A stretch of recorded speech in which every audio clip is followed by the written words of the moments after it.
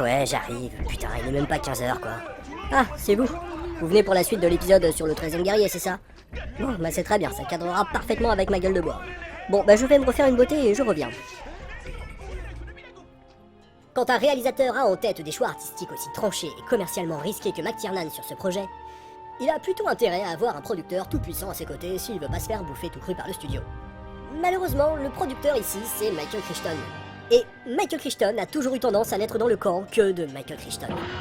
Pour tout vous dire, il n'y a que Steven Spielberg à qui il a à peu près foutu la paix sur les Jurassic Park. Si l'on en croit les rumeurs, il y aurait eu un clash entre les deux têtes pensantes du 13e guerrier dès le premier jour de tournage.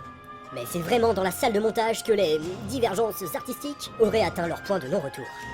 Et ce, malgré le déni total du producteur, qui assure qu'il n'y a eu aucune discorde entre lui et le réalisateur. La première version du film, entièrement supervisée par McTiernan, obtiendra des résultats mitigés en projection test, autorisant du coup Michael Crichton à piquer les rênes du projet. Prévu à l'origine pour le printemps 1998, le film va se voir repousser de plusieurs mois le temps de tourner des nouveaux plans. L'une des plus grosses sources de tension entre Crichton et McTie, c'est la scène de la mère des Wendolls. Les deux hommes ne parvenant pas à s'entendre sur le look du personnage, la scène va être filmée pas moins de 4 fois. Ils finiront même par tourner leur version chacun dans leur coin, obligeant le pauvre Vladimir Kulich à faire la navette entre les deux plateaux. Évidemment, ce sera celle de Crichton, détenteur du Final Cut, qui se retrouvera dans le montage final.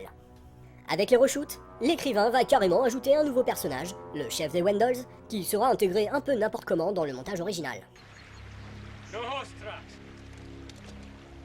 They were afoot. The heads are missing.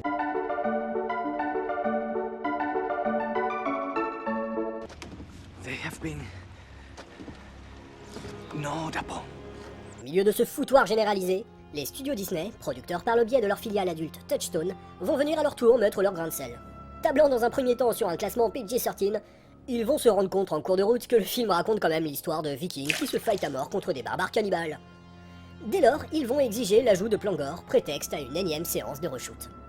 Lassé de voir son film se faire mutiler de toutes parts, McTiernan va finir par quitter le navire pour aller tourner le remake de l'affaire Thomas Crown, imitant en cela Barry Levinson qui était parti se changer les idées sur un petit film après la mauvaise expérience de Sphere. Histoire de bien montrer qui est le patron désormais, Michael Crichton va se débarrasser dans la foulée de la musique très orientée ethnique de Graham Revel et le remplacer par son compositeur fétiche, Jerry Goldsmith. Certes, sur le principe, c'est un peu dégueulasse, mais bon, en même temps, on n'est plus à ça près là, hein. Mais au final, c'est un changement qu'on ne regrettera pas forcément, puisque ce vétéran de la musique de film accouchera d'une des meilleures BO des années 90. Initialement prévu pour le printemps 98, le 13e guerrier ne sortira finalement qu'à la fin de l'été 99, soit près de 16 mois plus tard.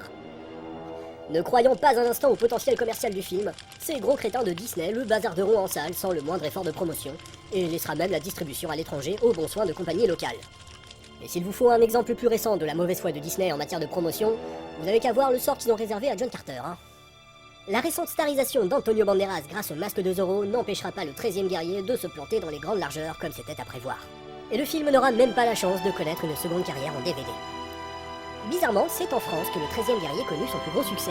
Une poignée de critiques le défendit bec et ongle, et quelques passionnés un peu tarés sur les bords se lancèrent dans de véritables enquêtes d'investigation pour tenter de retrouver, entre les plans inédits de la bande-annonce, les interviews de figurants et les retours de projection presse, le Saint Graal, la version originelle de John McTiernan. Cette démarche cinéphile aboutit en 2011 à la sortie d'un somptueux Blu-ray réservé uniquement à la France, qui se propose de faire toute la lumière sur la douloureuse post-production du 13e guerrier. Bon, malheureusement, il n'y a toujours pas de Director's Cut, mais là je crois qu'il faut pas rêver, hein. Le véritable drame dans cette affaire, c'est que le bid sans appel du film aux États-Unis, après celui de The Last Action Hero en 1993, ne fit vraiment pas du bien à la carrière de John McTiernan. Mais le dernier clou dans le cercueil sera asséné 2 ans plus tard avec Rollerball. Le réalisateur se verra une nouvelle fois dégagé de la salle de montage et sera même amené à passer quelques semaines en tôle pour une sombre affaire d'écoute téléphonique illégale de son producteur. Résultat, depuis Basic en 2003, il n'est pas repassé derrière la caméra, et les chances qu'il retourne un jour sont à peine meilleures que celles de voir débarquer un Director's Cut du 13e guerrier. Hollywood ayant la fâcheuse habitude de tirer les mauvaises conclusions quand un film se plante, le 13e guerrier aurait logiquement dû plomber pendant des années le genre heroic fantasy. Heureusement, 2 projets tournés dans la foulée rencontreront un franc succès et relanceront la mode des films épiques avec des mecs en armure, Gladiator et surtout Le Seigneur des Anneaux.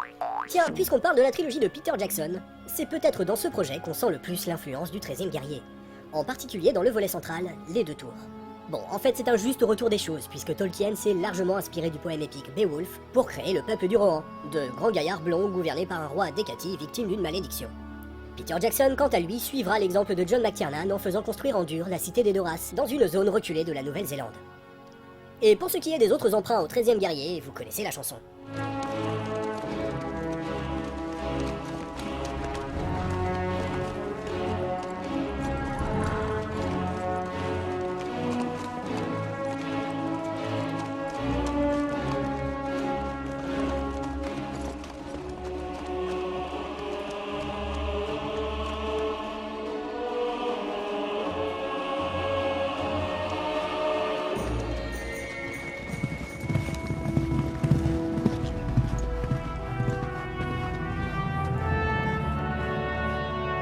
Edoras, and the Golden Hall of Meduseld.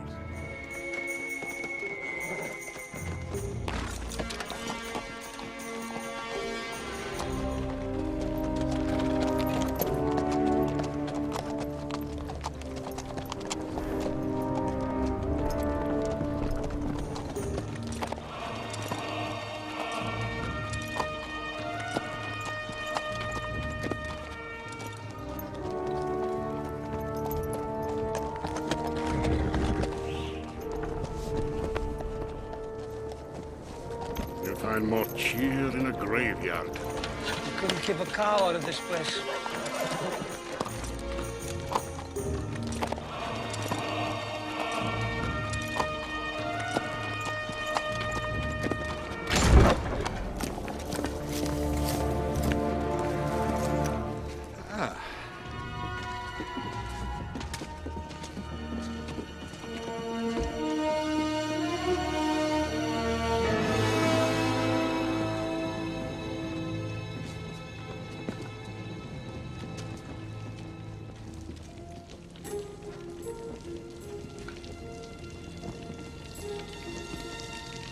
My lord, this is Bulbai, son of Gilead.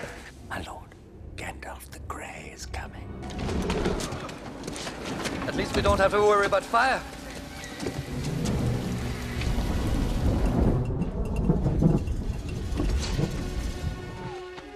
When the time comes, don't let them be taken.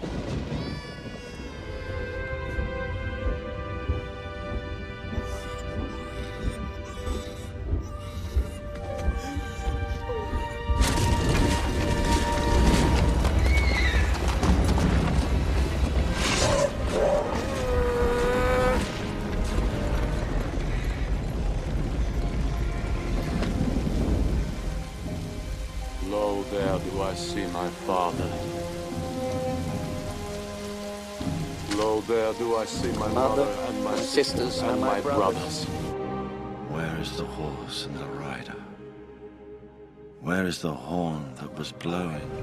Lo, there do I see The line of My people, back to the beginning.